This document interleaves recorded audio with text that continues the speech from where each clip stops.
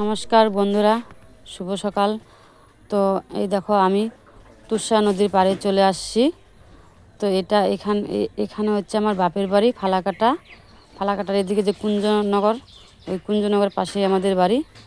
আর আমার শ্বশুর বাড়ি হচ্ছে ধূপগুড়ি কদমতলা, আর বাপের বাড়ি হয়েছে কুঞ্জনগরের পার হয়ে একটু, এটাকে বলে ময়রারডাঙ্গা বলে। তো দেখো আমরা বিকেলবেলা তুষা নদীর পাড়ে চলে আসছি।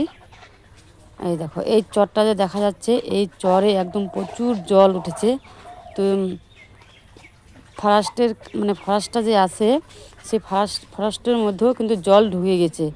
এর জন্যই কিন্তু বাঘ, গন্ডার, হরিণ এরা সবাই কিন্তু ভেসে ভেসে যে কোথায় চলে গেছে। যাই হোক, পরে এটা আমরা খবর পেয়েছি নাকি যে হলদিবাড়িতে এক গোয়াল ঘরে গন্ডার ঢুকেছিল। তো ওখানকার মানুষ তো একদম আতঙ্ক হয়ে গেছে।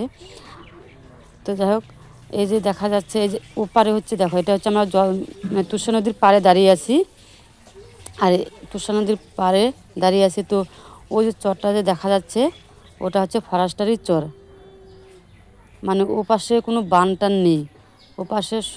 ওপারে দেখো একদম, দেখো কেমন নদীর কোনো ইসে নাই। মানে চর ভেঙে কোথায় চর পড়েছে, কোথায় জল আছে, এটা কোনো বোঝা যাচ্ছে না। তো দেখো ওইখানে ওটাও কিন্তু জলে ডুবেছিল। আর এটা হচ্ছে, হ্যাঁ, আরও তোমাদের দেখাচ্ছি। এই দেখো, এটাই যে ফরেস্টে একদম জল ঢুকে গেছে। আর ওই যেটা কিন্তু জলদাপাড়া ফরেস্ট ওটা। আর এই যে জল দেখা যাচ্ছে, যে এদিকে যে কাদা হয়েছে, এগুলা কিন্তু সকালবেলা প্রচুর জল ছিল। তো যাই হোক, আমরা সকালবেলা আসতে পারিনি। আমরা আস্তে আস্তে তো চলে আসে 4টার দিকে আসছি। তো এসে দেখি যে বৃষ্টি, মানে রাত্রে যেহেতু বৃষ্টি হয় না, এর জন্য সব জল শুকিয়ে গেছে। বা নদীর ধারে টানের জলগুলো শুকিয়ে গেছে। আর তোষা নদীর জল এখনও আছে। দেখো কীরকম ভাঙছে।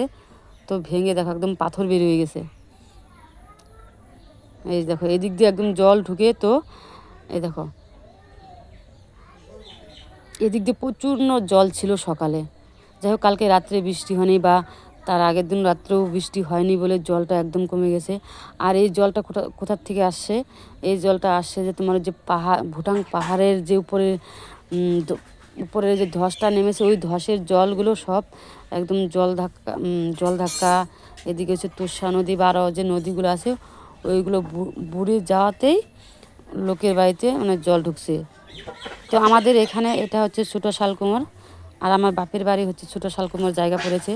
তো এই গ্রামে কিন্তু জল ঢুকিনি, কিন্তু যে তুষা নদীর যে চরটা আছে, তো চরে একদম প্রচুর জল হয়েছিল। এই চরের এই তুষা নদীর জলগুলো একদম ফরেস্টে চলে যাওয়াতেই কিন্তু এলো যে মানে 4টা না 3টা গন্ডার, হরিণ, বাঘ এরা ভেসে ভেসে যে কোথায় গেছে, মানে এটা হয়তো পরে খবর হবে। আর দেখো জল কমতে কমতে এরা হয়তো 12টা 11টার দিকে এই গরুগুলো যে চরে, ওটা যে চর দেখো, ওই চরে নিয়েছিল। তো এখন 4টে বাজে, ওই টাইমে আমরা এখানে আসছি। এই দেখো গরুগুলা ভেসে ভেসে মানে সাঁতার কাটতে কাটতে এই পারে আসছে। দেখো সারাদিন বা রাত্রি বৃষ্টি হয়নি বলে জল কতটা কমে গেছে ধারণাই করা যাচ্ছে না যে এইগুলোর মধ্যে জল ছিল।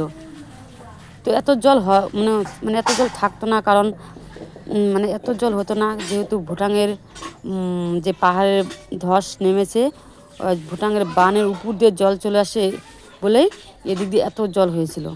তো যাই হোক, কালকে রাত্রি বৃষ্টি হয় নাই বা দিনে